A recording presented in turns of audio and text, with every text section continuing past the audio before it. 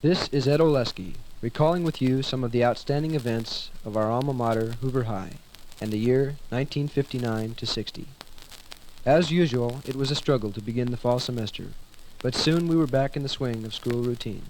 Meanwhile, our football season was well underway. As our teams met all of their opponents in the Foothill League, our spirit and enthusiasm mounted. Beat Glendale Day was a huge success and promoted a tremendous amount of spirit.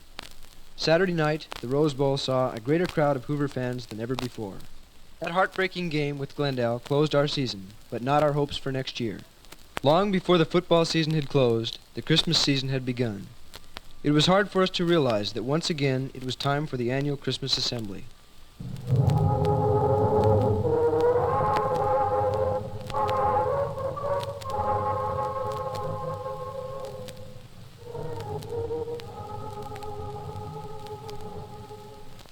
The junior prom, Christmas in Contempo, was certainly a beautiful one.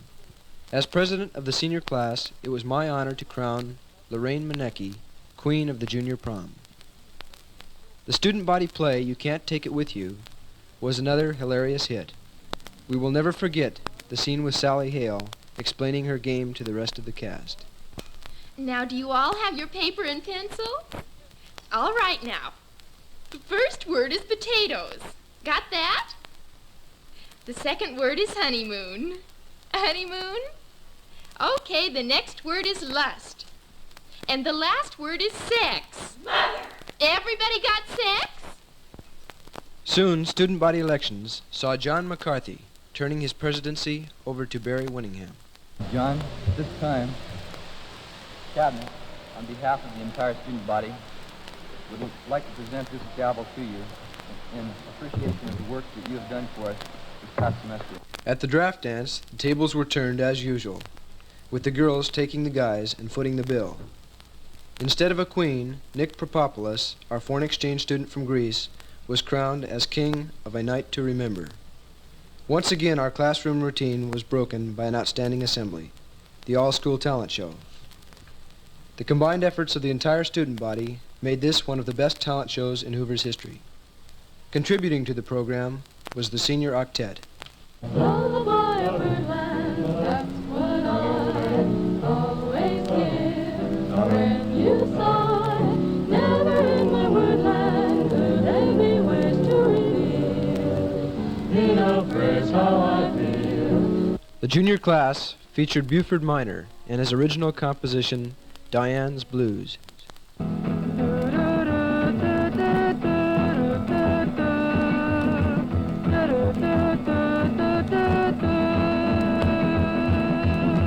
The Whispers, a vocal group consisting of Doug Hopkins, Wayne Wilson, Don Snyder, and Ed Soderblom, really displayed remarkable talent by singing In the stillness of the night, I held you tight, 'cause I love you so. Promise I'll never let you go. Coach Henry summarized our basketball season by saying, The 1959-60 varsity basketball team was highly successful. We acquired a 19-7 seasonal record. In league competition, we won 8 games and lost 2. This year's team was characterized by a great deal of enthusiasm and spirit, which made it one of the most colorful teams in the CIF. The track season brought this comment from Coach Nicholson. Hoover High School has always had outstanding track teams. The 1960 team was no exception. The varsity team finished third in the league with a record of 7 wins and 3 losses, while the B team tied for first, and the C team had an undefeated season. All 3 teams were outstanding because of their willingness to work hard and their desire to win. The senior prom, Arabescence, was one of the most elaborate ever seen. The court members were Joyce Detmer, Karen Beers, Fonda Smith, Darren Tolan, Connie Jorgensen, exchange student from Denmark, Olga Koppen, exchange student from Holland, and our lovely queen, Petey Jones. The hit musical, As We See It, Volume 3, was highlighted by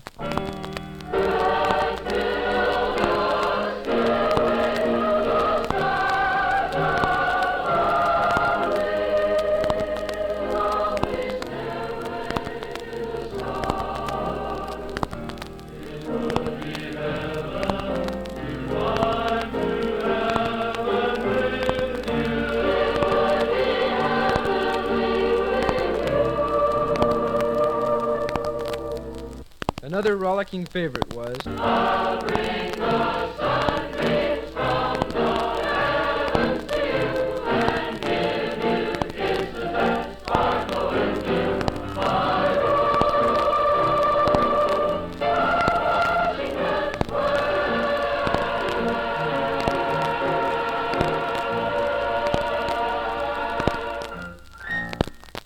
Scroll Day was one of the final activities as our year drew to a close.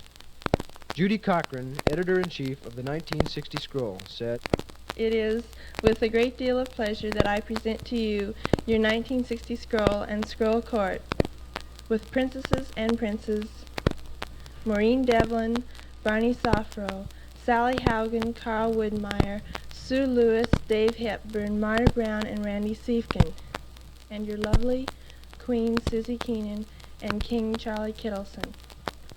Mr. Carby, one of the most well-liked vice principals in Hoover's history, concluded his 8 years at Hoover with these words. I am very grateful for this opportunity to express my appreciation to all of the many students, teachers, and staff members for their help in making my 8 years at Hoover very pleasant ones. I have enjoyed my work both as a teacher and as vice principal thoroughly, and it won't be easy to leave a wonderful school like this. My association with the class of '57 has been one of the highlights of my life. I know Hoover will continue to be an outstanding high school, and I'm proud to have had a small part in its progress.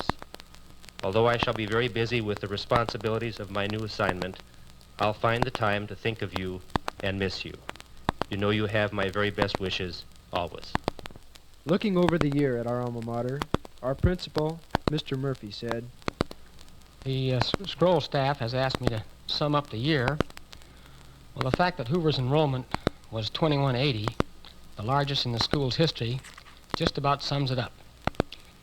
As I look back on the past year, the events of which I am proud to recall are the following. The wonderful spirit exhibited at the Beat Glendale Assembly last November, and the parade we had down Brand Boulevard, the Scholarship Society's trip to Stanford University and the University of California, the fine work of the marching band and the drill team, of course our PTA and the tour of homes that now has become a Hoover tradition, and a most rewarding one too, the Hoover Glendale basketball games at LA State's new gymnasium, the interesting sessions of the honors seminar in social sciences, and of course the all-school talent show that really wowed everybody.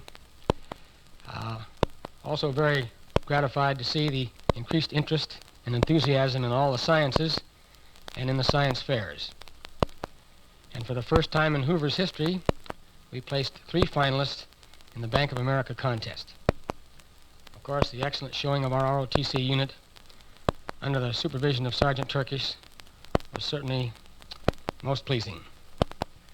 These and scores of other activities have made this a wonderful year. And so to you seniors especially, may I extend to all of you the very best of luck, and that wherever you go in the years to come, don't ever lose that old Hoover spirit.